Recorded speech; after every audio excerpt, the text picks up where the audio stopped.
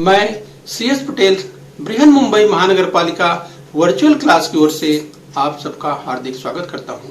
बच्चों, वैश्विक महामारी के चलते इस वर्ष पठन पाठन का कार्यक्रम प्रभावित हो रहा है। ऐसे में हमारी बृहन मुंबई महानगर पालिका ने प्रत्येक विद्यार्थी तक ऑनलाइन शिक्षण पहुंचाने की व्यवस्था की है। तो आइए बच्चों शुरू करते हैं। तो बच्चों, कक्षा 7वीं की बात करेंगे। बच्चों, स्क्रीन पर आप देख पा रहे हैं इतिहास और नागरिक शास्त्र कक्षा 7वीं की पाठ्य पुस्तक का फ्रंट पेज। और बच्चों, आज हम बात कर रहे हैं इतिहास की, यानी हिस्ट्री की हम बात कर रहे हैं। और बच्चों, आज का पाठ है तीसरा पाठ, धार्मिक सौहार्द यानी रिलीजियस सिंथेसिस की हम बात करेंगे। यस बच्चों, रिलीजियस सिंथेसिस यानी धार्मिक सौहार्द। बच्चों, मैं CS Patel virtual training centre MCGM Dadar Mumbai से। आइए बच्चों आगे बढ़ते हैं। तो बच्चों, आज हम पढ़ेंगे धार्मिक सौहार्द या रिलीजियस सिंथेसिस की बात करेंगे। यानी बच्चों, अगर बात करें कि भाषा और धर्म में पाई जाने वाली विविधता भारतीय समाज की महत्वपूर्ण विशेषता है।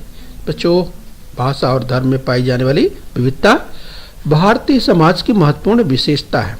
और बच्चों, इसी विशेषता को ध्यान में रखकर भारतीय संविधान द्वारा सर्वधर्म समभाव सिद्धांत को स्वीकार किया गया। तो बच्चों, हम बात करें भारतीय संविधान की यानी कॉन्स्टिट्यूशन ऑफ इंडिया की बात करें, ये सर्वधर्म समभाव को स्वीकार किया गया। इस बच्चों यानी देश की आज़ादी के बाद जब भारतीय संविधान बनकर तैयार किया गया, राइट बच्चों, तो इसमें सर्वधर्म समभाव के सिद्धांत को स्वीकार किया गया। तो बच्चों, हम मध्यकालीन भारतीय सामाजिक जीवन में भी इसी सिद्धांत के आधार पर धार्मिक सौहार्द के प्रयास हुए थे। तो आज उसका हम विस्तार से अध्ययन करने वाले हैं। मध्यकालीन भारतीय सामाजिक जीवन में जो सर्वधर्म समभाव की हम बात करेंगे, धार्मिक सौहार्द की बात करेंगे, तो इसको हम विस्तार से आज देखने वाले हैं। तो चलिए बच्चों आगे बढ़ते हैं। तो बच्चों, हम बात कर रहे हैं धार्मिक सौहार्द की यानी रिलीजियस सिंथेसिस की बात कर रहे हैं। इन प्रयासों में भक्ति आंदोलन, बच्चों अगर इन प्रयासों की बात करें तो इन प्रयासों में भक्ति आंदोलन, सिख धर्म और सूफी पंथ का हमारे समाज में विशिष्ट स्थान है। राइट, हम भक्ति आंदोलन, सिख धर्म और सूफी पंथ का हमारे समाज में विशिष्ट स्थान है। और बच्चों, हम बात करें कि ये विचारधाराएं भारत के अलग अलग प्रदेशों में निर्माण हुई। जिस बच्चों उन्होंने ईश्वर की भक्ति के साथ साथ धार्मिक और सांप्रदायिक समरसता पर बल दिया। तो हम बच्चों बात कर रहे हैं कि ईश्वर की भक्ति के साथ साथ धार्मिक और सांप्रदायिक समरसता पर बल दिया। तो बच्चों, उसकी विस्तार से इस पाठ में हम जानकारी प्राप्त करेंगे। इस बच्चों, तो आइए इस पाठ में हम इस विषय से संबंधित जानकारी प्राप्त करेंगे। तो सबसे पहले शुरुआत करेंगे बच्चों, हम भक्ति आंदोलन की बात करेंगे। जिस बच्चों अगर हम बात करें भारतीय धर्म जीवन में प्रारंभ में कर्मकांड और ब्रह्म ज्ञान पर विशेष बल दिया जाता था। मध्यकाल में ये दोनों धाराएं पीछे रह गई और भक्ति मार्ग को स्थान प्राप्त हुआ। तो बच्चों, अगर दक्षिण भारत में म्यांमार और अलवार के रूप में भक्ति आंदोलनों का उदय हुआ। राइट, ध्यान रखना है कि आगे चल करके हमने देखा कि किस तरीके से कर्मकांड और ब्रह्म ज्ञान पर विशेष बल दिया जाता था, जो पहले ये मध्यकाल में ये दोनों धाराएं पीछे हुई और भक्ति मार्ग का महत्व प्राप्त हुआ। तो बच्चों, आगे हम देखेंगे कि परिस्थिति के अनुसार भारत के अलग अलग भक्ति मार्ग के अलग अलग पंथों का उदय हुआ। भक्ति मार्ग ने संस्कृत भाषा के स्थान पर सामान्य लोगों की भाषाओं के विकास में इन धार्मिक आंदोलनों का बहुत बड़ा सहयोग रहा है। तो बच्चों, दक्षिण भारत के संदर्भ में देखिए तो म्यांमार और अलवार के रूप में भक्ति आंदोलनों का उदय हुआ। जो इसी क्रम में हमसे देखने का प्रयास करेंगे तो म्यांमार शिव भक्त थे तथा अलवार विष्णु भक्त थे। शिव और विष्णु एक ही हैं, यह मानकर उनके बीच समन्वय स्थापित करने के प्रयास भी हुए। तो बच्चों, हम भक्ति आंदोलन की बात कर रहे हैं, भक्ति मूवमेंट की बात कर रहे हैं। उत्तर भारत में संत रामानंद ने भक्ति का महत्व प्रतिपादित किया। बच्चों, हम बात कर रहे हैं संत रामानंद के, तो उत्तर भारत में संत रामानंद ने भक्ति का महत्व प्रतिपादित किया।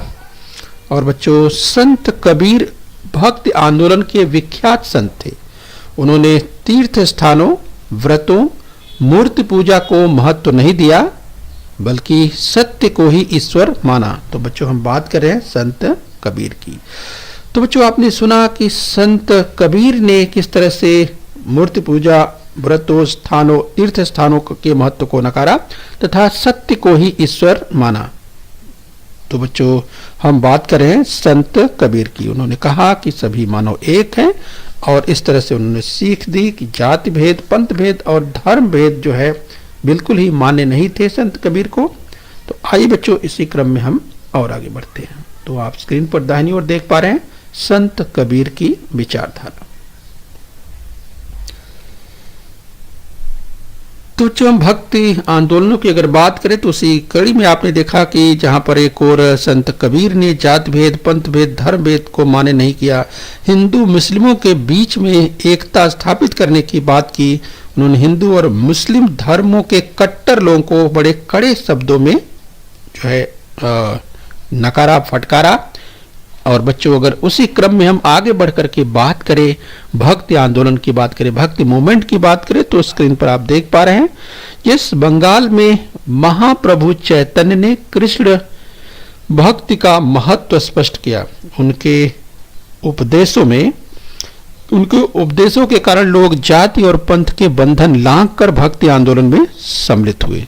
तो बच्चों, महाप्रभु चैतन्य के प्रभाव से शंकर देव, चलिए बच्चों, इसी क्रम में हम बात करेंगे महाप्रभु चैतन्य के अगर प्रभाव की बात करें, उनके प्रभाव से बच्चों शंकर देव ने असम में कृष्ण भक्ति का प्रसार किया। तो बच्चों, स्क्रीन पर आप देख पा रहे हैं शंकर देव को। तो शंकर देव ने जो है देखा बच्चों कि किस तरीके से महाप्रभु चैतन्य के प्रभाव से शंकर देव ने असम में कृष्ण भक्ति का प्रसार किया। तो स्क्रीन पर अगर हम बात करें बच्चों असम की, तो आप देख सकते हैं यहाँ पर स्क्रीन पर आपको दिखाई दे रहा है असम, भारत में। यस, असम एक राज्य जो कि बहुत चर्चित राज्य है बच्चों, जैसा कि आप जानते हैं। तो यहाँ पर यानी हम चैतन्य महाप्रभु से प्रभावित होकर शंकर देव ने असम में कृष्ण भक्ति का प्रसार किया। तो बच्चों, इसी क्रम में हम जानने का प्रयास करेंगे आगे। भक्ति मूवमेंट की बात कर रहे हैं तो भारत देश के और भी हिस्सों की बात करेंगे। यस, आइए हम चलते हैं बच्चों पश्चिम की ओर। भक्ति मूवमेंट की बात कर रहे हैं, भक्ति आंदोलनों की बात कर रहे हैं, तो पश्चिम में चलेंगे संत नरसिंह मेहता। तो स्क्रीन पर आप देख पा रहे हैं संत नरसिंह मेहता गुजरात के प्रसिद्ध वैष्णव संत थे। तो स्क्रीन पर आप देख पा रहे हैं बच्चों, यस, वे परम कोटि के कृष्ण भक्त थे। उन्होंने समता का संदेश दिया। उन्हें गुजराती भाषा का आदि कवि माना जाता है। तो स्क्रीन पर आप देख पा रहे हैं नरसिंह मेहता, संत नरसिंह मेहता गुजरात के प्रसिद्ध वैष्णव संत थे। तो स्क्रीन पर आप देख पा रहे हैं इन्हें गुजराती भाषा का आदि कवि माना जाता है। राइट, ध्यान रखिए, हम बात कर रहे हैं भक्ति मूवमेंट की। आइए बच्चों, इस क्रम में और आगे बढ़ेंगे। यस बच्चों, हम भक्ति आंदोलनों की बात कर रहे हैं। तो इसी क्रम में बच्चों हम पश्चिम की ओर हैं, तो गुजरात से थोड़ा सा और उत्तर की ओर आगे बढ़ेंगे और संत मीराबाई अर्थात राजस्थान की ओर बढ़ेंगे। तो बच्चों, संत मीराबाई मेवाड़ के राज परिवार की थी, परंतु उन्होंने राज परिवार के सुखों का त्याग किया और कृष्ण भक्ति में लीन हो गई। तो बच्चों, यहाँ आपने देखा कि जब हम संत मीराबाई की बात करते हैं तो संत मीराबाई ने कृष्ण भक्ति की महिमा प्रतिपादित की। वे मेवाड़ के राजवंश से घराने से संबंधित थी, लेकिन सभी सुखों को त्याग करके वे कृष्ण भक्ति में तल्लीन हो गई। उन्होंने गुजराती और राजस्थानी भाषाओं में भक्ति पदों की रचना की। उनके भक्ति गीत भक्ति, सहिष्णुता और मानवता का संदेश देते हैं। अगर हम बात करें जो उनके भक्ति गीत हैं, वे किस तरह से संदेश देते हैं। यस बच्चों, मानवता का संदेश, सहिष्णुता का संदेश देने वाले उनके भक्ति गीत, अर्थात हम बात करें मीराबाई, संत मीराबाई की।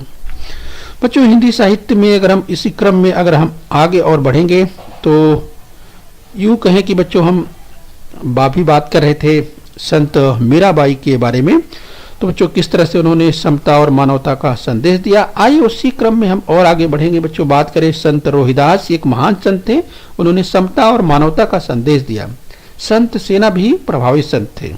और बच्चों जब हिंदी साहित्य के कवियों की बात करते हैं तो उसमें नाम आता है सूरदास का। तो बच्चों सूरदास, तो बच्चों स्क्रीन पर आप देख पा रहे हैं कृष्ण के अनन्य भक्त सूरदास। बच्चों कृष्ण के अनन्य भक्त सूरदास जो स्क्रीन पर आपको दिखाई दे रहा है बच्चों, तो बच्चों इनकी रचना बहुत ही प्रसिद्ध है, सूरसागर। बच्चों सूरसागर काव्य की रचना सूरदास ने की। और बच्चों कृष्ण भक्ति उनका जो काव्य का विषय है बच्चों बिल्कुल अप्रतिम। उन्होंने कृष्ण की बाल लीलाओं का सजीव चित्रण सा किया है अपनी सूरसागर रचना में। अगर हम बात करें बच्चों तो निश्चित रूप से जब हिंदी साहित्य की कवियों की बात आती है, महाकवियों की बात आती है, तो सूरदास का नाम अग्रिम पंक्तियों में लिया जाता है। और बच्चों अगर भक्ति आंदोलनों की बात होती है तो बच्चों अगर कृष्ण भक्त की बात करें तो सूरदास का नाम बच्चों उसमें इस प्रमुखता से लिया जाता है। तो आइए बच्चों जब हम कृष्ण भक्त की बात करें तो कृष्ण भक्ति ये उनके काव्य का विषय। सूरदास की बात करें, संत सूरदास को स्क्रीन पर आप देख पा रहे हैं। चलिए इसी क्रम में और आगे बढ़ेंगे। आइए बच्चों हम भक्ति आंदोलनों की बात कर रहे हैं, भक्ति मूवमेंट की बात कर रहे हैं। आइए उसी क्रम में जब हम बात कर रहे हैं बच्चों हिंदी साहित्य की, तो ये संत तुलसीदास रामचरितमानस में राम भक्त की सुंदर अभिव्यक्ति, तो स्क्रीन पर आप देख पा रहे हैं। यस बच्चों हम बात कर रहे हैं संत तुलसीदास की। तो संत तुलसीदास द्वारा लिखित रामचरितमानस ग्रंथ में राम भक्त की सुंदर अभिव्यक्ति पाई गई है। तो ध्यान रखिए, पूछा भी जा सकता है रामचरितमानस किसकी रचना है बच्चों, तो रामचरितमानस संत तुलसीदास की रचना है, ध्यान रखिए। तो चलिए आगे बढ़ेंगे इसी क्रम में। और इस बच्चों हम भक्ति आंदोलन की बात कर रहे हैं, तो इसी क्रम में हम बढ़ेंगे बच्चों दक्षिण की ओर यानी कर्नाटक की ओर बढ़ेंगे। तो कर्नाटक में महात्मा बसवेश्वर ने लिंगायत विचारधारा का प्रसार किया। उन्होंने जाति भेद का विरोध किया और श्रम प्रतिष्ठा का महत्व समझाया। तो बच्चों हम बात कर रहे हैं महात्मा बसवेश्वर की यानी संत बसवेश्वर की, जो स्क्रीन पर आप देख पा रहे हैं। उन्होंने जाति भेद का विरोध किया और श्रम प्रतिष्ठा का महत्व समझाया। उनका काय कवे कैलाश यह वचन प्रसिद्ध है। इस वचन का अर्थ है श्रम ही कैलाश है, राइट, श्रम ही कैलाश है, ऐसा काय कवे कैलाश बहुत ही प्रसिद्ध वचन है इनका। संत बसवेश्वर की हम बात करें तो स्क्रीन पर आप देख पा रहे हैं संत बसवेश्वर को। और बच्चों उन्होंने अपने आंदोलनों में स्त्रियों को भी सम्मिलित किया और अनुभव मंटप सभागृह में धर्म से संबंधित विचार विमर्श गोष्ठियां होती थी। इसमें सभी जातियों के स्त्री पुरुष सहभागी होते थे। तो बच्चों उन्होंने अपनी सीख लोक भाषा कन्नड़ में दी, वचन साहित्य के माध्यम से ही दी। उनके कार्यों का समाज पर बहुत बड़ा प्रभाव पड़ा। श्री बसवेश्वर के अनुयायियों ने मराठी भाषा में भी रचनाएं की। तो बच्चों हम संत बसवेश्वर की बात करें, आइए और आगे बढ़ते हैं। तो हम भक्ति आंदोलन की बात कर रहे हैं बच्चों। यस कर्नाटक में ही पुरंदरदास महान संत हुए, राइट बच्चों ध्यान रखिए, कर्नाटक में ही महान संत की बात करें, पुरंदरदास महान संत हुए। तो स्क्रीन पर आप देख सकते हैं पुरंदरदास को। यस बच्चों, तो बच्चों हमने कहा पुरंदरदास, यस, तो ध्यान रखिए उन्होंने कन्नड़ भाषा में असंख्य भक्ति पदों की रचना की। हम बात कर रहे हैं पुरंदरदास की। तो आइए इसी क्रम में और आगे बढ़ेंगे। यस, अभी बच्चों हम बात करेंगे महानुभाव पंथ। महानुभाव पंथ की बात करेंगे। तो बच्चों जब महानुभाव पंथ की बात आती है तो 13वीं शताब्दी में चक्रधर स्वामी ने महाराष्ट्र में महानुभाव पंथ की स्थापना की। यह पंथ कृष्ण भक्ति की सीख देता है। श्री गोविंद प्रभु चक्रधर स्वामी के गुरु थे, राइट, ध्यान रखिए बच्चों। तो कौन सी शताब्दी, 13वीं शताब्दी में चक्रधर स्वामी की बात अगर आती है बच्चों, तो महाराष्ट्र में महानुभाव पंथ की स्थापना की बात आती है। तो आपको ध्यान रखना है 13वीं शताब्दी यानी 13th सेंचुरी ध्यान रखना है। यस, और बच्चों यह पंथ जिस महानुभाव पंथ की बात करें कृष्ण भक्ति की सीख देता है। और श्री चक्रधर स्वामी के जो गुरु थे, यस बच्चों, का नाम था श्री गोविंद। तो श्री गोविंद प्रभु चक्रधर स्वामी के गुरु थे। तो ध्यान रखिए, परीक्षा में भी पूछा जा सकता है। राइट बच्चों, चलिए इसी क्रम में और आगे बढ़ेंगे। महानुभाव पंथ की हम बात करें बच्चों, तो ये चक्रधर स्वामी के शिष्यों में सभी जातियों के स्त्री पुरुष का समावेश था। वे समता के समर्थक थे। तो हम बात करें बच्चों, दाहिनी स्क्रीन पर आप देख पा रहे हैं चक्रधर स्वामी को। तो चक्रधर स्वामी समता के समर्थक थे। उन्होंने संपूर्ण महाराष्ट्र में भ्रमण करके मराठी में उपदेश किया। इस बच्चों, तो पूरे महाराष्ट्र में भ्रमण करके मराठी भाषा में उपदेश दिया। तो हम बात कर रहे हैं चक्रधर स्वामी की, जो स्क्रीन पर दाहिनी ओर आप देख पा रहे हैं। तो चलिए बच्चों, इसी क्रम में हम और आगे बढ़ेंगे। हमने कहा कि वे समता समर्थक, उन्होंने संपूर्ण महाराष्ट्र में भ्रमण किया। संस्कृत भाषा के स्थान पर मराठी भाषा को उन्होंने प्राथमिकता दी। फलतः मराठी भाषा का विकास हुआ और मराठी भाषा में विपुल ग्रंथ भी लिखे गए। यस बच्चों, तो चलिए और जानकारी इसी संदर्भ में हम महानुभाव पंथ की बात कर रहे हैं। स्वामी चक्रधर स्वामी यानी चक्रधर स्वामी की बात करें बच्चों, संस्कृत भाषा के स्थान पर मराठी भाषा को प्राथमिकता दी और बच्चों जिसका परिणाम हुआ कि मराठी भाषा का विकास हुआ, मराठी भाषा में विपुल ग्रंथ लिखे गए। राइट, तो हम बात कर रहे हैं चक्रधर स्वामी की। तो बच्चों महाराष्ट्र में इस पंथ का प्रचार प्रसार हुआ और विदर्भ और मराठवाड़ा क्षेत्र में अधिक हुआ। विदर्भ में रिद्धपुर नामक स्थान पर इस पंथ का महत्वपूर्ण केंद्र है। राइट, रिद्धपुर नामक स्थान पर विदर्भ में इस पंथ का महत्वपूर्ण केंद्र है। यह पंथ पंजाब, अफगानिस्तान जैसे दूरस्थ प्रदेशों में भी पहुंचा है। राइट, ध्यान रखें, हम बात कर रहे हैं महानुभाव पंथ की। आइए बच्चों, इसी क्रम में हम और आगे बढ़ेंगे, गुरु नानक की बात करेंगे। तो बच्चों चलिए हम इसी क्रम में और आगे बढ़ते हैं, संत गुरु नानक की बात करते हैं। गुरु नानक सिख धर्म के प्रवर्तक और प्रथम गुरु थे। राइट, ध्यान रखिए बच्चों, सिख धर्म के प्रवर्तक और प्रथम गुरु थे गुरु नानक। राइट, स्क्रीन पर देख पा रहे हैं बच्चों। अगर उनके कार्यों की बात करें तो उनके कार्यों का उल्लेख धार्मिक समन्वय के बहुत बड़े प्रयास के रूप में करना चाहिए। यस, वे हिंदू और मुस्लिम धर्मों के तीर्थ स्थानों पर गए, वे मक्का भी गए। भक्ति भाव सभी और एक जैसा है, यह बात उनके ध्यान में आई। हम बात कर रहे हैं संत गुरु नानक की। आइए बच्चों और देखते हैं उनके बारे में। वे हिंदू और मुस्लिम धर्मों के तीर्थ स्थानों पर गए, वे मक्का भी गए। इस भक्ति भाव सभी और एक जैसा है, यह बात उनके ध्यान में आई। उन्होंने सीख दी कि सबके साथ एक जैसा आचरण करो। तो देख पा रहे हैं श्री गुरु ग्रंथ साहब जी स्क्रीन पर। राइट बच्चों, तो बाई और गुरु नानक, संत गुरु नानक जी को देख पा रहे हैं, बीच में गुरु ग्रंथ साहब जी को देख पा रहे हैं और बच्चों सबसे दाहिनी ओर स्क्रीन पर स्वर्ण मंदिर आप देख पा रहे हैं, जिसे गोल्डन टेम्पल कहते हैं। तो स्क्रीन पर आप देख पा रहे हैं। तो इस तरह से बच्चों उन्होंने सीख दी कि सबके साथ एक जैसा आचरण करो। हिंदू और मुस्लिमों के बीच में एकता स्थापित करने हेतु उन्होंने उपदेश दिए। वे शुद्ध आचरण पर बल देते थे। गुरु नानक के उपदेशों से लोग प्रभावित हुए।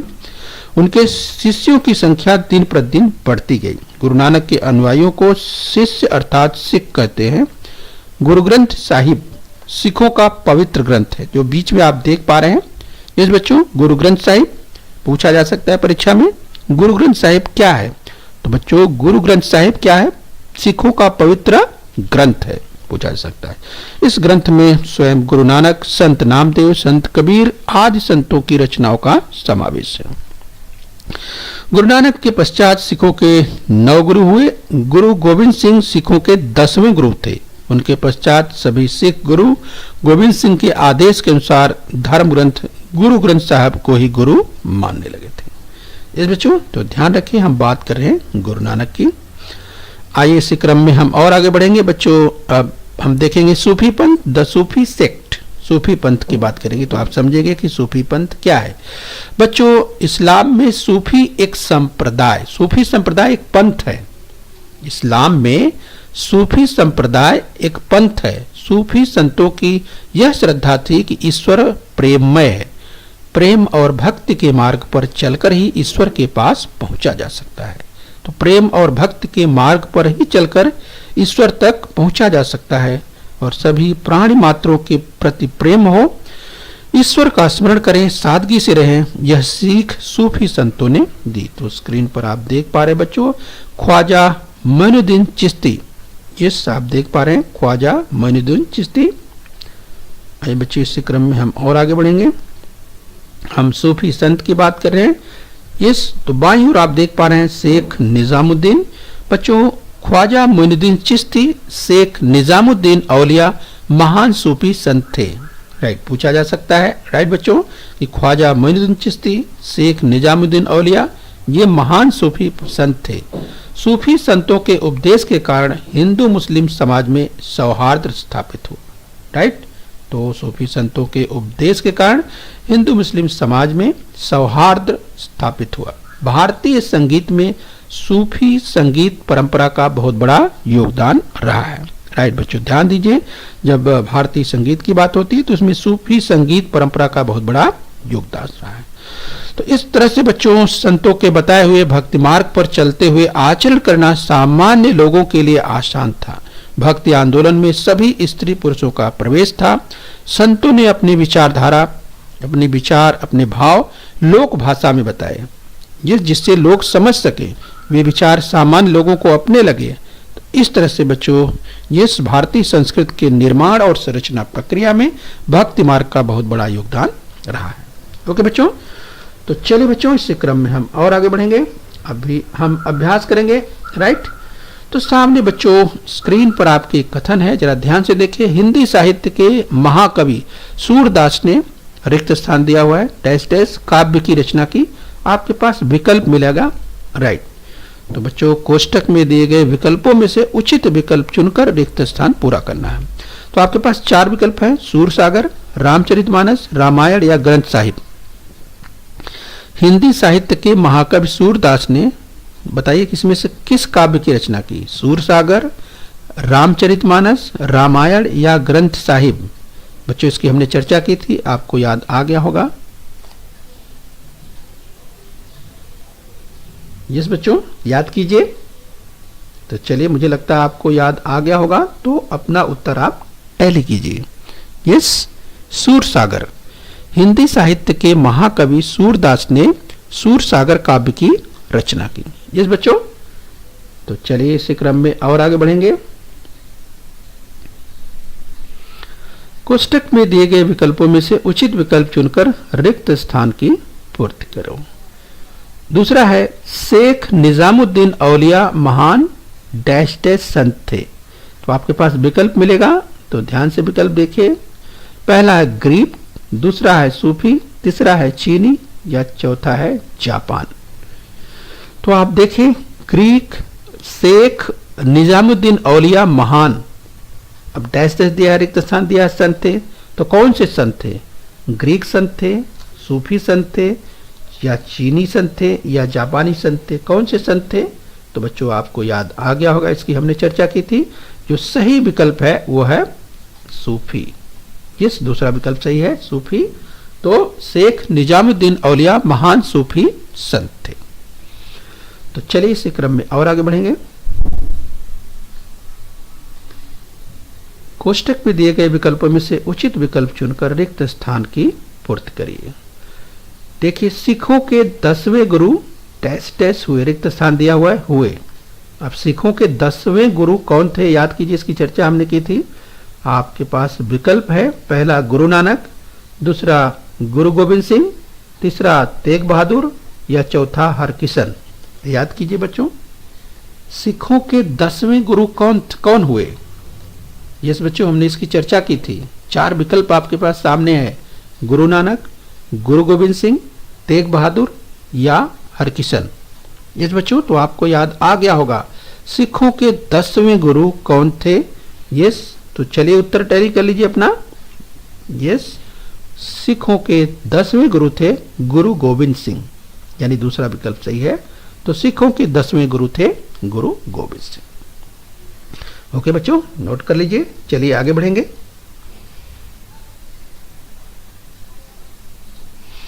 तो चलिए कोष्टक में दिए गए विकल्पों में से उचित विकल्प चुनकर रिक्त स्थान की पूर्ति करिए। रामचरित मानस रिक्त स्थान दिया है, की रचना है, यानी रामचरित मानस डैश डैश की रचना है। किसकी रचना है? आपको 4 विकल्प मिलेंगे। तो चलिए, पहला विकल्प है सूरदास, दूसरा विकल्प है कालिदास, तीसरा विकल्प है तुलसीदास, चौथा विकल्प है पुरंदरदास। तो बच्चों याद कीजिए कि रामचरित मानस किसकी रचना है? सूरदास की, कालिदास की, तुलसीदास की या पुरंदरदास की? बच्चों आपको याद आ रहा होगा, याद कीजिए। रामचरित मानस, इस बच्चों रामचरित मानस, तो मुझे लगता है आपको याद आ गया होगा। तो चलिए अपना उत्तर टैली कीजिए।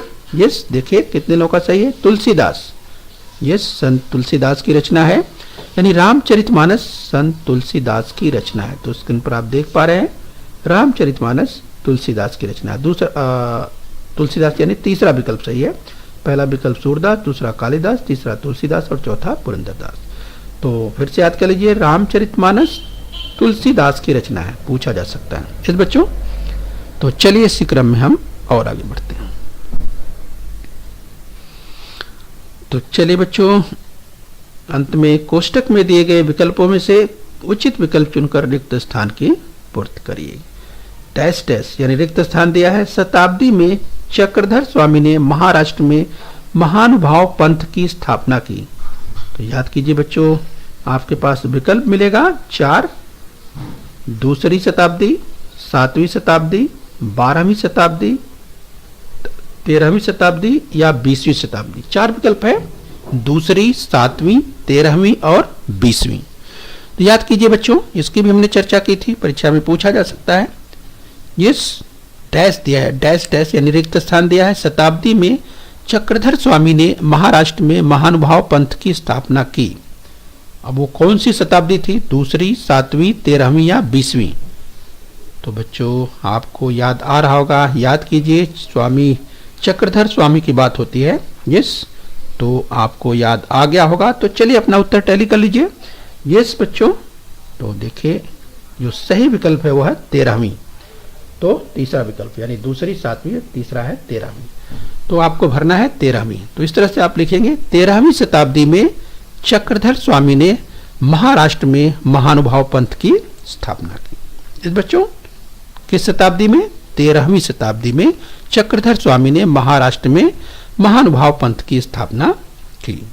ओके बच्चों, तो चलिए बच्चों, खूब मेहनत कीजिए, खूब परिश्रम कीजिए, अपने स्वास्थ्य का ध्यान रखिए।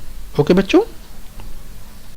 बच्चों, बृहन मुंबई महानगर पालिका के इस चैनल को सब्सक्राइब कर लीजिए और बेल आइकन प्रेस कर लीजिए। तो बच्चों, हम उम्मीद करते हैं यहाँ तक आपने समझ लिया है। आगे फिर मिलेंगे। आज के लिए इतना ही। Thank you very much.